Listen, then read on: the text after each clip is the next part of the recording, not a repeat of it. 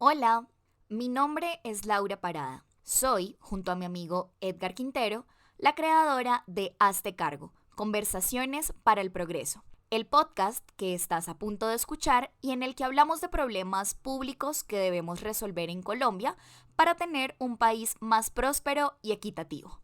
En este segundo episodio hablamos sobre el valor social de cuidar a los demás y su importancia para la creación de riqueza, y abordamos también las obligaciones desproporcionadas que tienen las mujeres en el cuidado como un problema para su libertad y su bienestar. Nuestro podcast lo pueden escuchar en las principales plataformas de audio y también en YouTube. Si les gusta este episodio, compártanlo en sus redes sociales o recomienden nuestro contenido a sus personas más cercanas. Nos ayudarían muchísimo para crecer.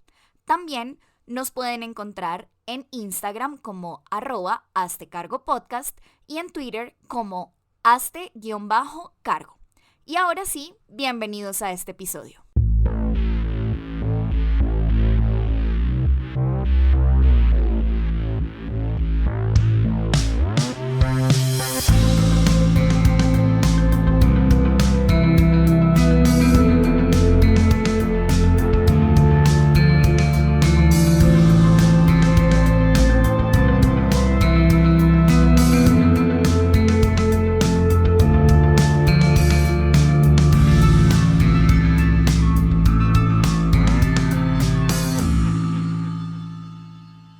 Sí, tenemos una idea colectiva acerca del cuidado y vemos con malos ojos, tenemos como cierto reproche social al hecho de como tercerizar el cuidado. Y, y tengo dos ejemplos, se me vienen dos ejemplos a la cabeza. Y Ok. es como la señora que deja a sus hijos con la vecina Ajá. y los hermanos que deciden, cuando sus padres están viejos, llevarlos a un asilo, ¿no? Contratar un servicio de una Ujú. casa de retiro, ¿sí? Entonces, el primero, la de la señora de los hijos con la vecina, pues es una solución comunitaria al problema de los servicios del cuidado. Y la otra, la del asilo, es una solución de mercado, es una transferencia económica, que como vamos a ver, luego lo vamos a discutir, está como planteado en esta distribución de lo de los servicios de cuidado. Pero entonces vuelvo a mi idea de que los colombianos esto lo vemos como que no es lo ideal, como que se aleja un poco como de que nos debemos hacer cargo de nuestros familiares. Ok.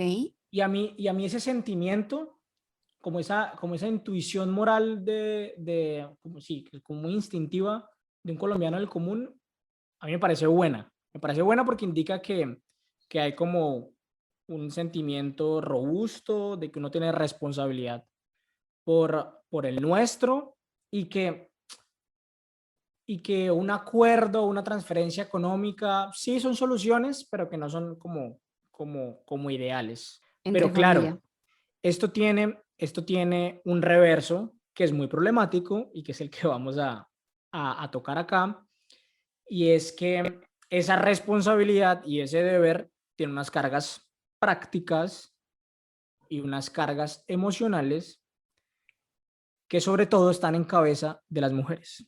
Total. Y eso Sí. es un problema. ¿Por qué es un problema, Lau? Antes de decir por qué es un problema, sabes, yo no sé si del todo podríamos como hacer la afirmación de que en Colombia nos parece que está mal como esta tercerización, Ujú. porque cada vez más siento que es un hecho que quizás se necesita, Sí. no, quizás no se toma la decisión por, digamos, como con el mayor gusto posible, Ujú. pero sí es un hecho y lo digo, digamos, está como ciudadanía más cercana a mí, o Sí. pues las personas como más cercanas a mi entorno, para decirlo de una manera más clara y se me enredó la lengua. Sabes que yo siento que sí hay un montón de tercerización Ok. y lo veo muchísimo también en mi crianza y yo no sé hasta qué punto mis papás pensaron que eso estuviera mal o que, o que en efecto fuera lo que ellos no querían. No lo Ujú. sé, pero digamos también lo noto en otras familias cercanas en las que en efecto han determinado llevar a los abuelos a hogares de cuidado, Sí, sí, sí. mm, que además de eso, por ejemplo, todas las mamás solteras que conozco en mi entorno están obligadas a realizar esta tercerización Sí, y es como que muchas veces en nuestro contexto y en nuestro entorno, quizás ni siquiera nos ponemos a pensar por un momento el juicio de si esto está bien o está mal, sino que simplemente como la vida va andando, todos tienen responsabilidades, todos tienen cosas por hacer, pues es la opción. O sí. sea, sin llegar a categorizarlo como es que es algo bueno o es que es algo malo, es que es lo que toca, quizás, No, claro. muchas veces. Y yo no me pongo en la posición de que hacerlo está mal, sino mi punto es que creo que a diferencia de otras sociedades, y seguramente también será por razones simplemente materiales, porque allá tienen cómo pagarlo y tienen la infraestructura para hacerlo, y acá no, puede ser, pero creo que, como tú dices, la vida es así y, y a veces, para nada las personas como son malas por hacerlo, para nada, pero creo que sí, entre llevar a mis padres viejos a un asilo y tenerlos en la casa, creo que para los colombianos intuitivamente, la segunda opción, la de tenerlos en la casa y hacerse como responsables de ellos, creo que está como más en nuestro ADN cultural, por decirlo de Ay, alguna pues manera. ojalá. Sí, Realmente sí, o sea, ojalá y creo que se conecta muchísimo con todas las reflexiones y los análisis que quizás hoy pensábamos pensamos para esta conversación. Y creo que esto precisamente nos permite pasar a lo que ya tú ahorita mencionabas, independientemente de que esté tercerizado o no, las ujú, labores de cuidado. Creo que es un hecho el que el gran porcentaje que se encarga de estas labores de cuidado son las mujeres. claro, Y es ahí donde precisamente, que es la razón precisamente que a nosotros, desde Hazte Cargo, nos lleva a hablar de economía del cuidado. sí, ¿Por qué? Porque precisamente de alguna manera siempre se ha interpretado por nuestra misma cultura, por nuestra sociedad, el hecho de que pues bueno, desde algunas posiciones, la mujer por cuestiones biológicas, según, es la más idónea para cuidar, es la que tiene el instinto materno, sí, es a la que además va a cuidar mejor a la gente.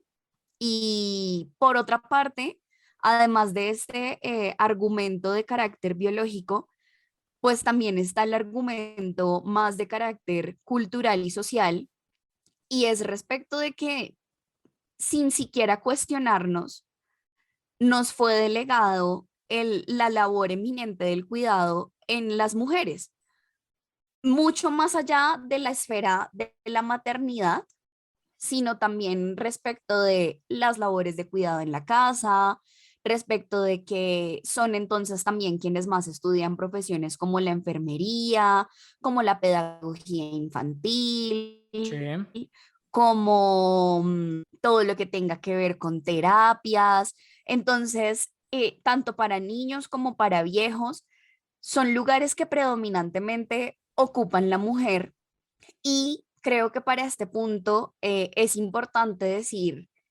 si bien nosotros observamos un problema en este desequilibrio de la repartición de las labores de cuidado, por lo menos para esta conversación se encuentra agotado y no va a ser cuestión de discusión el definir si es que a las mujeres se nos ha delegado el cuidado o se entiende más propio el cuidado como algo de las mujeres por cuestiones biológicas.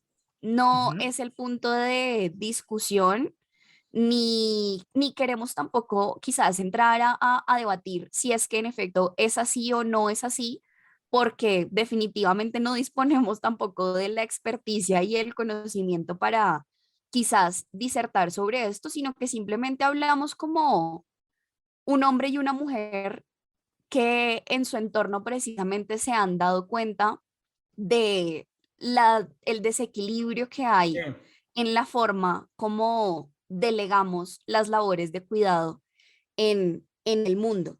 Porque precisamente, de acuerdo a nuestra investigación, podemos soportar que más allá de lo que percibimos en sí, nuestro entorno, pues es algo que se está estudiando y que se tiene contabilizado exactamente. sí. Estos son datos del DANE y hay una encuesta nacional del uso del tiempo que entiendo que se hace entre periodos largos, la verdad. La última fue entre 2020 y 2021. Además, datos interesantes porque justo fueron en medio de la pandemia, con una crisis de desempleo, con una necesidad y una revalorización del trabajo del cuidado, porque tenemos a mucha gente enferma, porque estábamos mucho tiempo dentro de las casas. Y esa encuesta dice lo siguiente, y es que entre el 2020 y 2021, los hombres en Colombia gastamos 3 horas en actividades de trabajo no remuneradas.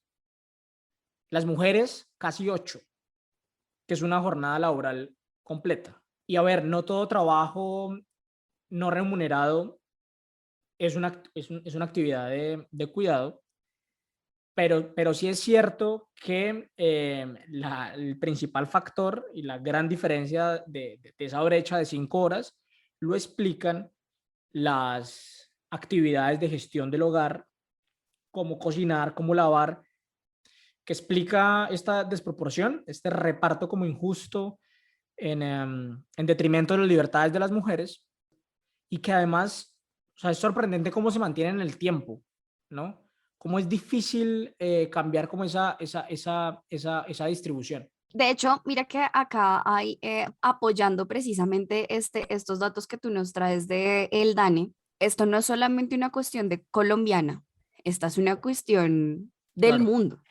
sí, Y hubo un estudio muy interesante que fue un estudio realizado por la Universidad de Murcia, de España, sí, y este estudio se hace en el año 2015. Básicamente, pues de esto sale como todo un artículo en el que ellos explican muy bien todo y palabras más, palabras menos, cogen un grupo focal de diferentes mujeres. Este grupo focal se encontraba compuesto por 12 mujeres que para ese momento en el que les hacen la encuesta estaban realizando labores de cuidado de personas dependientes por condiciones de salud, es decir, que se encontraban enfermas, que estaban en cuidados paliativos, entre otras razones. De estas 12 mujeres que se seleccionan en el grupo focal como para hacer las entrevistas, 11 de ellas se encontraban casadas y también tenían hijos o hijas. Entonces, resulta que en la entrevista, pues la primera cuestión que abordan los investigadores es preguntarles a las mujeres, precisamente ellas, cómo perciben su labor de cuidado. Y de alguna manera tratan de indagar como, bueno, usted cómo terminó siendo la cuidadora de determinada persona. Y se dan cuenta entonces que ellos, o sea, el común denominador de las respuestas de las mujeres entrevistadas es que, uno, ellas concebían ese rol de cuidado como algo natural, sí, que además de eso le hallaban de alguna manera una obligación moral como de no, es que es mi deber cuidar a mi familia. Y muchas a mí me llamó la atención que usaban expresiones como, es que si no era yo, ¿quién más lo iba a cuidar? O sea, sí, casi como si de verdad ellas de alguna manera se autoimponen esto como, es que si no soy yo, ¿quién más? Y otra de las expresiones que utilizaban, que me llamó la atención, es que esta persona que se encontraba pues en un deficiente estado de salud, ellas decían, es que no va a estar igual de cuidado si no es con una mujer. mm, Entonces, ellas mismas empezaban a dar este tipo de respuestas en las que de verdad uno se termina dando cuenta de que su rol de cuidadoras fue una cuestión casi que autoimpuesta por ellas mismas, que también sí, obvio pudo haber muchas presiones por parte de su familia y demás, no lo sabemos, pero por lo menos la forma como ellos lo expresan y como ellas toman ese lugar, sí es como, es que ni modo, era la única. Da Mm. tanto así que en la misma entrevista ellas empiezan a indagar por el estado de salud de ellas y se terminan dando cuenta de que estas mismas mujeres que eran las cuidadoras terminan estando incluso a veces más enfermas que las mismas personas que ellas cuidan, porque además de tener que ejecutar todas las labores de cuidado propias de la persona que las necesita, ellas tienen que seguir con su vida. Ellas siguen teniendo un matrimonio, ellas siguen teniendo hijos, siguen teniendo cuentas por pagar. Entonces, todo ese nivel de estrés y que además de eso las labores de cuidado no es como uno laboral tan tranqui en el que tú dices, no, de 8 a 5 estoy y me voy. Porque ¿qué pasa si una de estas personas, yo qué sé, necesita ir al baño, necesita cambiarse? Cualquier necesidad del que está siendo cuidado va a implicar que el otro preste de sí mismo y de su tiempo. Claro, claro. No es Y solo ejecutar una tarea, exacto, es una o sea, es relación casi con todo lo... disponibilidad 24/7, ajá, y exacto, siempre va a haber alguien que al final igual se va a ver beneficiado. Y oh sorpresa, se terminan dando cuenta que en su entorno familiar y en sus árboles genealógicos, por lo menos todas tenían otros dos familiares que también estaban en la capacidad de cuidar a esos seres queridos que se encontraban enfermos. Sí. Y no lo hacían. Y no lo hacían, Sí, exactamente. Y además de eso, fíjate cómo ellas interpretaban, como no es que si no soy yo, ¿quién más? sí, Y al final los investigadores les muestran como, señora, en su familia usted no es la única, tiene otros hermanos, digamos, son incluso también personas que podrían llegar a colaborar económicamente. El caso es que los investigadores terminan concluyendo que el rol de cuidado que ellas asumieron en realidad llegó a sus vidas o como una imposición social o como una autoimposición en la que casi que de taquito quedaron excluidas todas las otras posibilidades de cuidado y la carga termina siendo relegada en una única persona, que es esta mujer. claro. Pero mira, tú decías al principio y hablas de autoimposición, de una mujer que siente el deber de cuidado para con su núcleo familiar. Eso en ningún sentido puede ser un defecto. Que alguien, que una persona se autoimponga esa responsabilidad, a mí me parece virtuoso, me parece que está bien, me parece lo correcto. El problema es que los hombres no sintamos la misma Esa responsabilidad de hacerlo. necesidad y esa responsabilidad, sí, Claro, total. Digamos, antes hay uno, de alguna manera, sí termina viendo como, oiga, pues imagínate también qué sería del enfermo donde no existiera esa persona que dijera, es que si no lo hago yo, ¿quién más lo va a hacer? sí, O sea, lo dejamos morir prácticamente. sí, Entonces, en esa medida uno dice, qué dicha, pero lo que a mí más me parece resaltar de la investigación es cómo al final en el estudio de los árboles genealógicos de estas mujeres se daban cuenta de que no eran las únicas y porque entonces todos los miembros de la familia no hacían ese mismo análisis de, hey, no, es que nuestro familiar los necesita, miremos a ver cómo nos dividimos, miremos a ver qué hacemos, pero al final cuidado, el cuidado termina siendo una tarea de todos como seres humanos, sí, que puede que a algunos se les facilite más y a otros menos, porque pues también es cierto que no todos tenemos vocación de cuidadores, sí, pero al final la, la, el gran cierre de esto, y creo que es con lo que a mí me encantaría como poner súper sobre la mesa, es el cuidado es una tarea de todos, independientemente de que seamos hombres o mujeres, como seres humanos a lo largo de nuestras vidas. Dependiendo de la etapa que estemos pasando, vamos a ser más o menos dependientes, pero todos alguna vez en sí, nuestra vida fuimos dependientes. sí, sí, sí. Oye, Literalmente necesitábamos de los otros para vivir. Y oye, después es casi como si se nos olvidara. ayer leía a una amiga, Valentina Araujo se llama ella, es politóloga, que escribía que con la edad se siente como con ganas de cuidar más cosas, ¿no? Una planta, ahorita creo que tiene una mascota, una perrita. ¿Te pasa? Yo siento que sí. Sí. Yo le Yo respondí siento que, que sí. sí, sí, sí.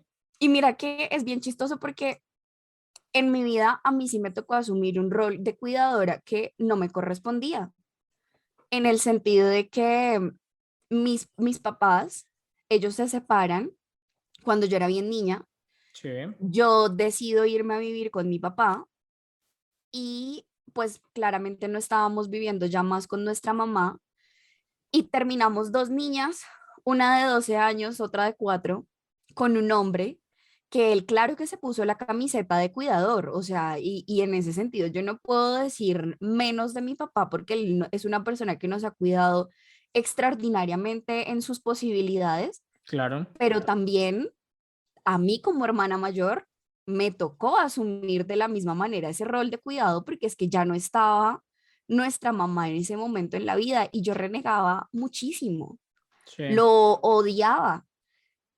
Hoy ya con 25 años, igual seguimos siendo los mismos tres, ya mi hermana está mucho más grande, ya todo, pero fíjate que en efecto con el paso de los años ha surgido una preocupación mucho más genuina, no solamente por mi hermana, sino también por ser una mejor cuidadora de mis perros. O sea, ya son cosas en las que de verdad uno se preocupa como, oye, Steph, o sea, tienes hoy para llevar almuerzo. O sea, como que a uno de verdad le va aflorando esto de que sí, quienes claro. están a tu alrededor y dependen de ti estén bien. Claro, Y, y eso es lindo. y uno empieza con ganas de cuidar matas y cuidar perros y luego de cuidar cosas más complicadas.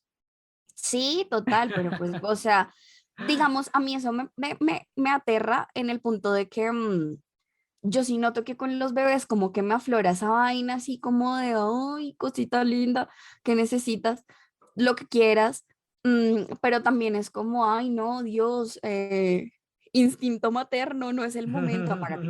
Pero, Oye, quería volver como a la pregunta de por qué es un problema como esta distribución desigual entre hombres y mujeres de las tareas del cuidado.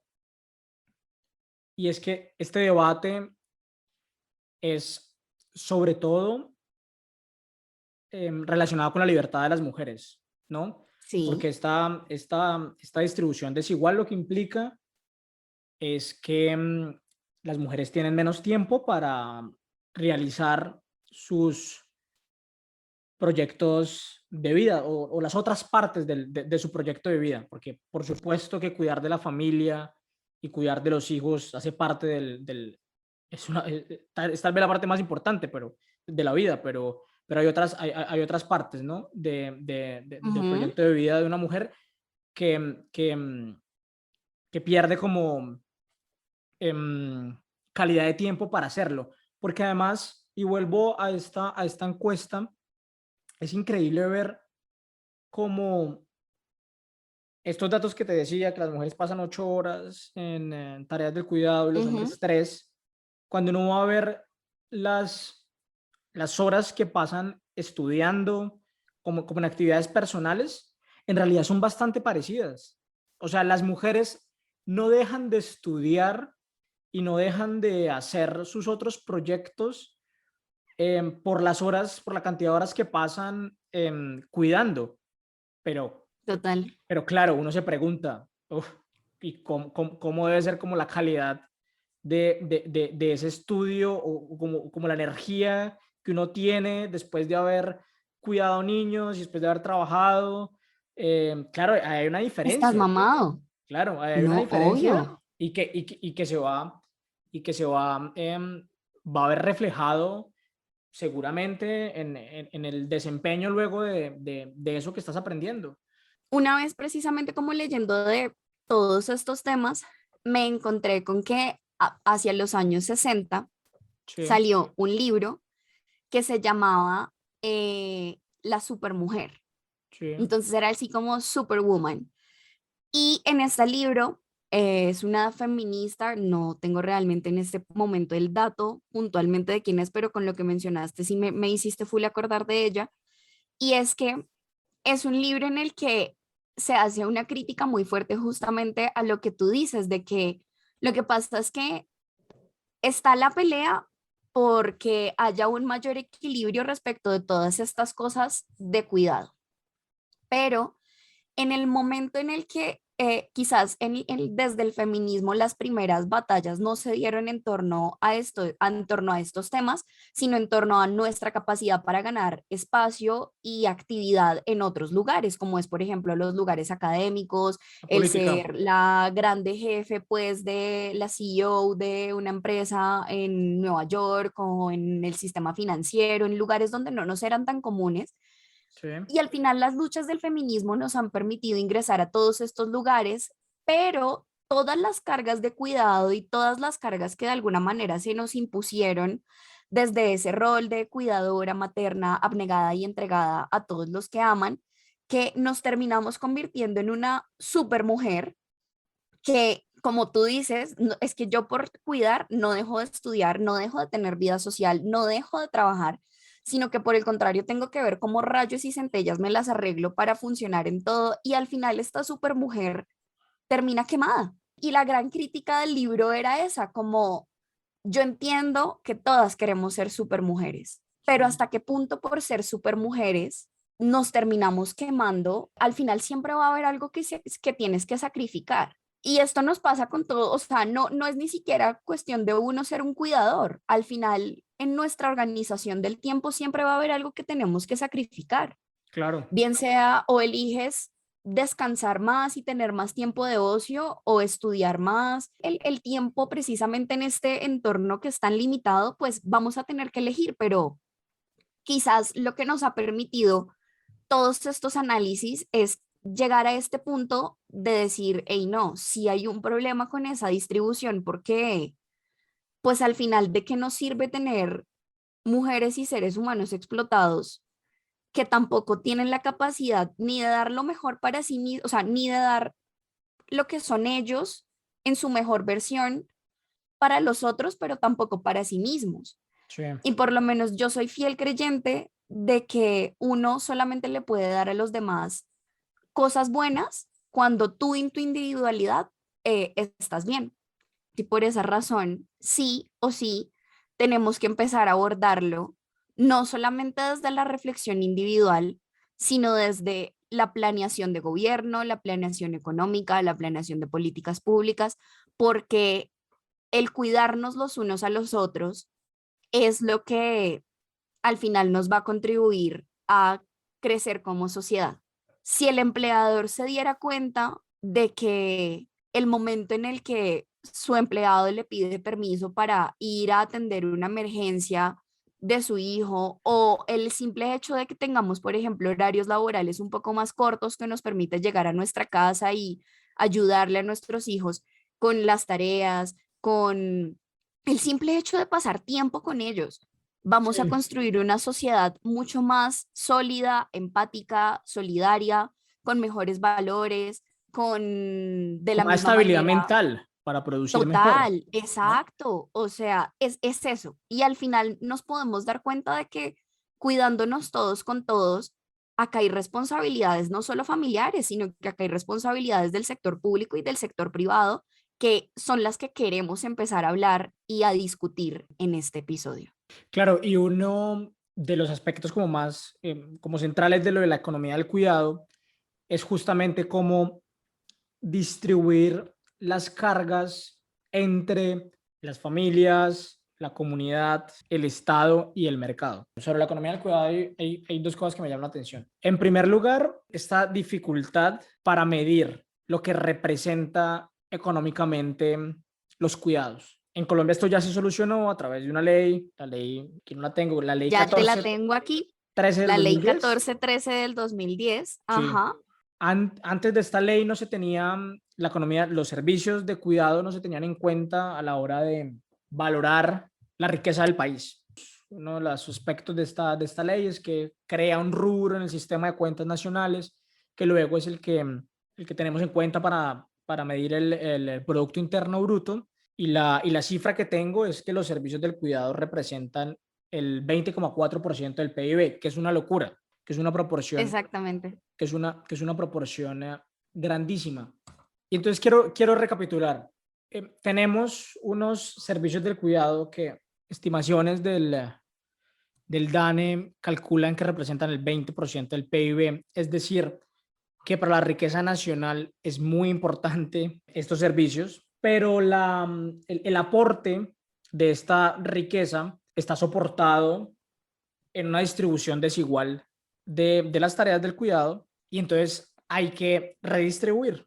Pero yo tengo una inquietud a la hora como de pensar en el diseño de políticas públicas y en las diferentes alternativas que tenemos para solucionar esto.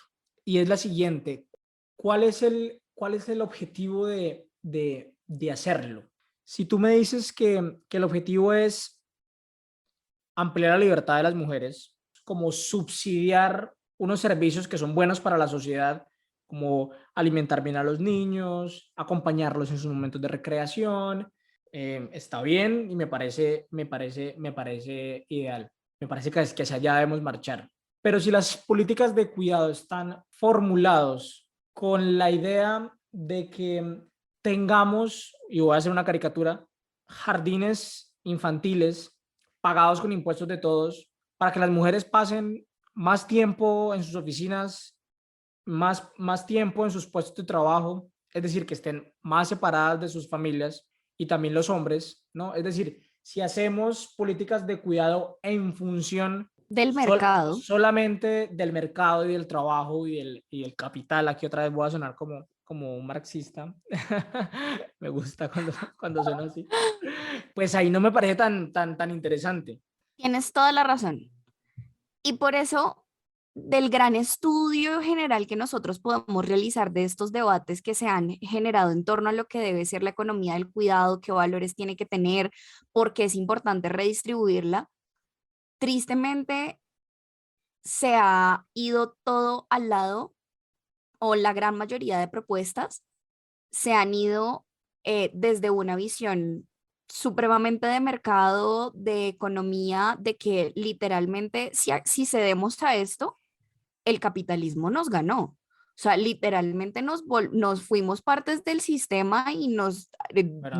retiramos de nuestras familias y siento yo que sería una lucha incoherente y perdida, porque al Claro, final, ¿cuál libertad? No sí, estarías recobrando ninguna libertad, estarías siendo 3 veces más esclavo del sistema y un sistema que aparte no te permite conocer a los tuyos, ni que los tuyos te conozcan, porque todo entonces va a funcionar en torno a economía, economía, economía. ¿Y qué pasa? Que es importante traer el debate económico, entendiendo que cuando hablamos de economía del cuidado no es solamente estas labores del mantenimiento de la casa, del cuidado de los hijos, sino que, por ejemplo, también encontraba hechos como que la mayor parte de personas que, digamos, se contratan particularmente para que cuiden a otros en las casas, bien sean niños o adultos mayores, la mayoría no tienen, por ejemplo, ningún tipo de estudio.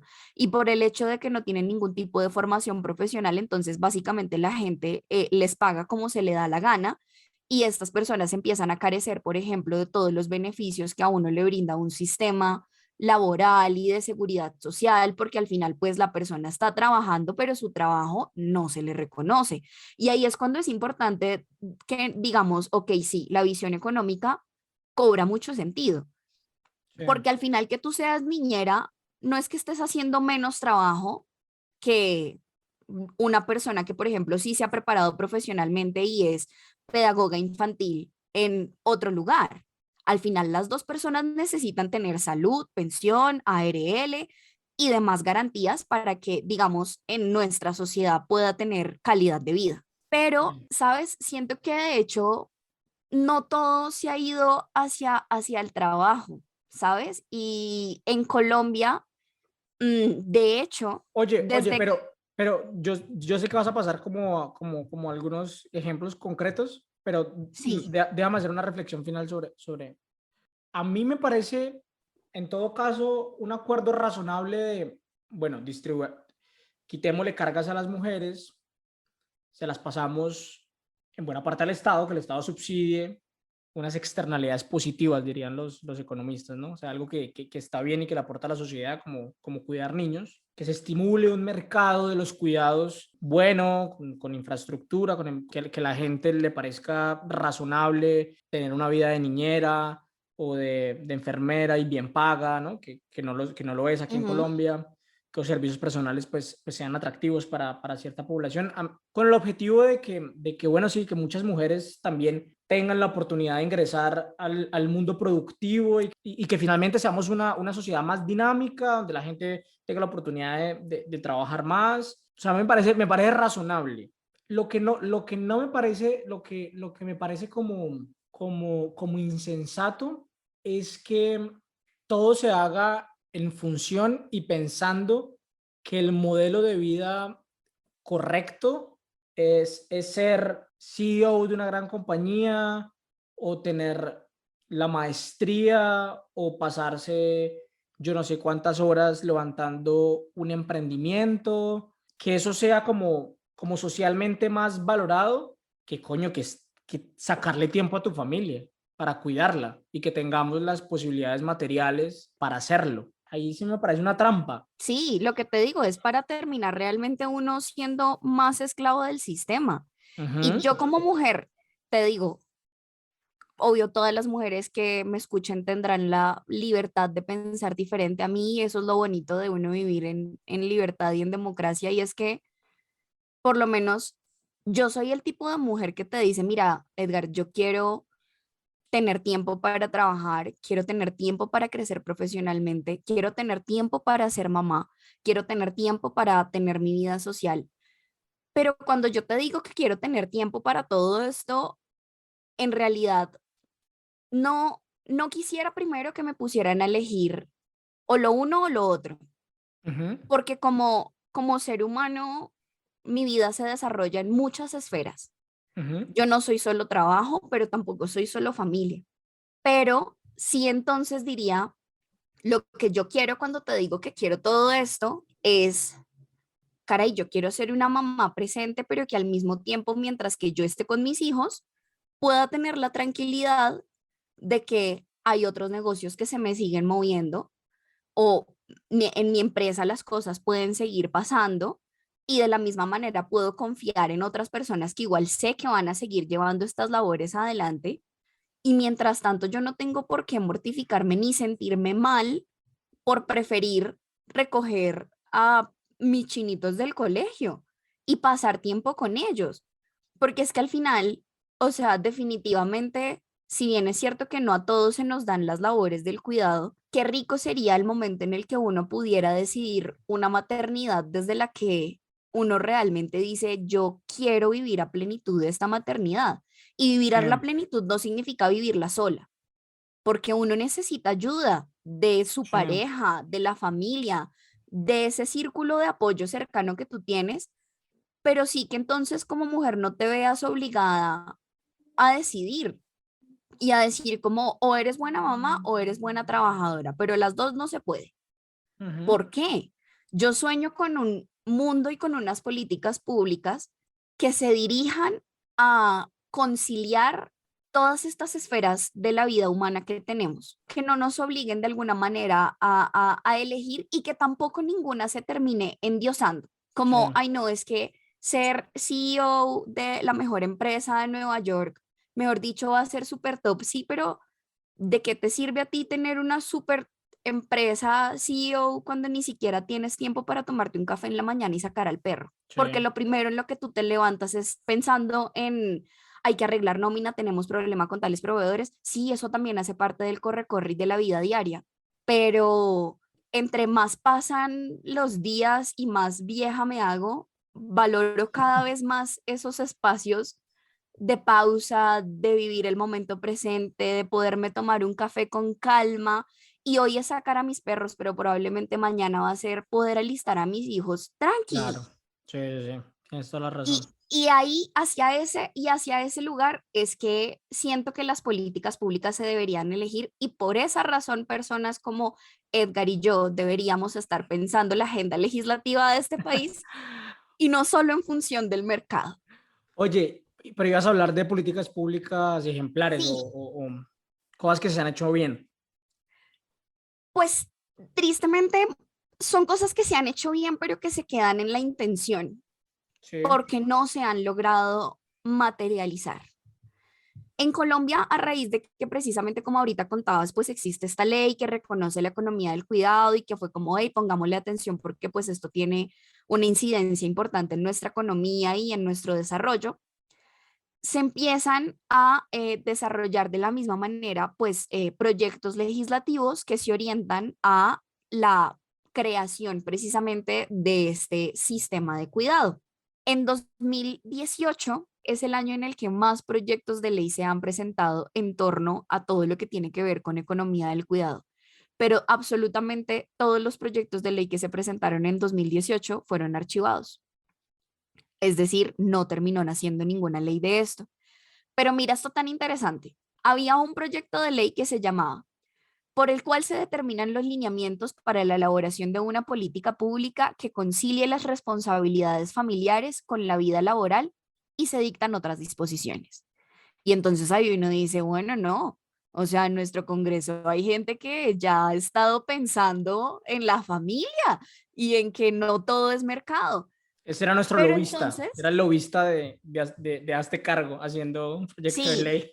ella, y yo sé que el día de mañana le tocamos una puerta y le decimos, venga, volvemos a presentar esto, pero, y de hecho, ese mismo año, algo muy bonito que pasa a nivel internacional es que se crea el convenio 156 sobre, este convenio es creado por la Organización Internacional del Trabajo y el trabajo legislativo, pues en realidad fue que se terminó ratificando, pero de hecho, según la Gaceta del Congreso, en realidad se archivó, lo que quiere decir que probablemente nunca se ratificó este convenio internacional como parte de nuestra legislación colombiana y el convenio se llama así, sobre los trabajadores con responsabilidades familiares, precisamente para conciliar esta diferencia de, bueno, o trabajas o tienes vida familiar. Después de eso, en este mismo año se presenta otro proyecto de ley en el cual se llamaba, por medio del cual se otorga un subsidio a las personas encargadas de enfermos terminales y discapacitados que necesitan cuidados permanentes. Entonces, de hecho, si tú te das cuenta acá, no estamos hablando de un proyecto de ley que busque tercerizar, como crear casas de asilos, ancianatos, guarderías, sino decir, bueno, ya existe un montón de gente que cuida a enfermos terminales y a Sí, personas de la tercera edad. ¿Por qué no entonces creamos una especie de renta básica les condicionada pagamos. exclusivamente para estas personas? Muy buena propuesta realmente, siento yo, pero esto se terminó archivando. Después de eso se presenta otro proyecto de ley que se llamaba por el cual se fortalece la educación en cuidados paliativos. Uno de los argumentos más fuertes era que precisamente hoy quienes se encargan de cuidar a otros, bien sean niños grandes, de la edad que sean, pero que tienen enfermedades, no tienen una preparación profesional y pues los que la tienen tristemente no son bien reconocidos en el mercado laboral. Pero este proyecto también se termina archivando. Y Vivimos de finalmente, derrota en en ese derrota. 2018, exacto. O sea, uno lee el título y uno dice, oh my God, hay gente pensando en esto. Y después es no paila, se cayó en segundo debate. Ni Sí, modo. sí, sí. Y ese año 2018 se cierra con un proyecto de ley que se llamaba por medio del cual se dictan medidas que garantizan la igualdad de derechos en el cuidado de los hijos entre hombres y mujeres. Ya acá uno dice, bueno, esto nos muestra que en efecto vamos de alguna manera evolucionando. A ver, yo también soy de las abogadas que creen que no todo se soluciona con leyes y que aparte nosotros tenemos una sobreproducción de leyes, pero también en el derecho pasa mucho que cuando las cosas no se hablan, no se legislan, no se ponen en una norma, no se reconocen. Y este es el primer paso para el reconocimiento. Ya después de eso, llega el año 2019 y me encuentro otro maravilloso proyecto en el que uno dice, hombre, hay gente que todavía le sigue jalando a esto a pesar de que les hayan archivado todos los proyectos de ley en 2018. Hay gente Y optimista en este, el mundo, Lau. Hay gente como optimista. nosotros. Después llega otro proyecto que se llama por medio del cual, y esto no es 100% economía del cuidado, pero a mí me pareció un gran avance. Y dice, por medio del cual se establece la obligación de instalar cambiadores de pañales en los baños de hombres y baños públicos y baños familiares en establecimientos abiertos al público. Sí. Que a ver, esto no precisamente habla de que redistribuyamos la economía y reconozcamos ese valor económico, pero sí nos habla de ese cambio de chip en la distribución de las labores de cuidado, de decir, ¿por qué carajos? Si yo voy con mi hijo, si yo como hombre voy con mi hijo al centro comercial y preciso tengo que cambiarle el pañal, o me toca meterme al baño de mujeres o me toca cambiarlo en un espacio público, porque en el baño de hombres, pues si al caso habrán orinales.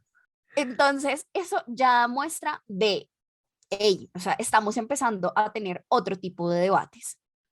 Después de eso, llega otro intento en el que de alguna manera se quería crear precisamente como otra especie de subsidio para cuidadores y se trató de meter un artículo en la Ley 100, que es la que hoy por hoy regula como casi que todo nuestro sistema de seguridad social en Colombia, todo lo que tiene que ver con salud, con pensión, y se quería meter la figura del cuidador familiar de personas dependientes para que estas personas tuvieran un mecanismo diferente de cotización a pensión, lo cual es súper favorecedor porque digamos que a estas personas, por ejemplo, ya no se les iban a exigir 1.300 semanas de cotización, sino un número mucho más bajito, entendiendo que además de eso, pues estos son trabajos que muchas veces están precarizados a nivel económico, pero que le permitan igualmente alcanzar a la persona, pues sus derechos en seguridad social sin tener las mismas normas de juego de una persona que, por ejemplo, trabaja en una firma de abogados y le cotiza su empleador. Eso estaba bonito, pero también se archivó. Finalmente, ya para lo que es el año 2021, se ponen estos proyectos de ley y estos sí se están discutiendo en este momento, pero todavía no han superado, ninguno de estos ha superado más de su segundo debate. Uno de ellos es un proyecto de ley en el cual dice, se establecen por medio del cual se establecen medidas efectivas y oportunas en beneficio de la autonomía de personas con discapacidad y los cuidadores profesionales bajo un enfoque de derechos humanos en el cual se incentiva su formación, el acceso al empleo, al emprendimiento y a la generación de ingresos en atención de la salud. Esta es una visión que es más de carácter económico, pero que se orienta precisamente a esa profesionalización de las personas que cuidan personas dependientes. También se está debatiendo otro proyecto de ley que se llama por el cual se garantizan los derechos de los cuidadores de familias de personas dependientes. Este vuelve a jugar en la misma línea de ese cambio que se quería hacer en la Ley 100, de darles como ciertas prerrogativas para que puedan alcanzar ciertos derechos en seguridad social, pero pues todavía no sabemos si se va a llevar a cabo. Y finalmente está un proyecto de ley que es por medio del cual se fortalece la educación en cuidados paliativos. Es decir, que ese es un proyecto de ley que estaba archivado y se vuelve a reencauchar y se presenta y hoy por hoy se está debatiendo. Oye, yo quería ya para ir cerrando, quería decir dos cosas que debemos tener en cuenta en Colombia para una política pública sobre cuidados y son reflexiones que saqué de unos datos de un documento preliminar del Departamento Nacional de Planeación y dos cosas que me llamaron la atención del documento. Primero, que hay que tener muy en cuenta el factor demográfico. La población en Colombia está envejeciendo y con el tiempo los servicios de cuidado van a estar más enfocados en la vejez, porque vamos a tener a personas, una proporción más grande de población mayor de 65 años y además hay unos debates que por supuesto se salen de este episodio, pero temas como la reforma pensional, que en esta campaña presidencial se han puesto como muy en el centro del debate, pues van a ser como fundamentales. El segundo factor a tener en cuenta, y esto es como transversal a cualquier política pública en Colombia, es la desigualdad territorial. Y pasa por las diferencias de la calidad de los servicios públicos y de las viviendas entre las ciudades y el campo, que las tareas que cumplen las mujeres de cuidado son mucho más complejas en la ruralidad, porque hay que gastar más tiempo, por ejemplo, trayendo agua de fuentes externas, hay que cocinar con leña, ¿no? Y eso implica unas tareas adicionales, además más riesgosas, Más que lo tiempo. que, más tiempo, exacto, que lo que le implica a una mujer en la ciudad. ¿Tú quieres decir algo para finalizar?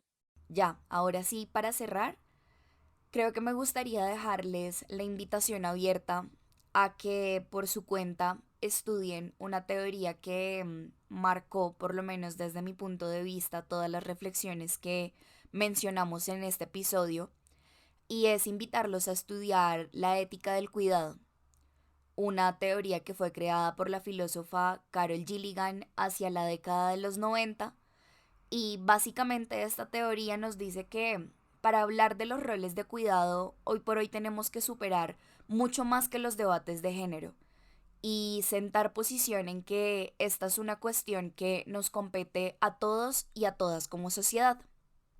Así que me gustaría leerles una pequeña reflexión que escribí en torno a esta teoría.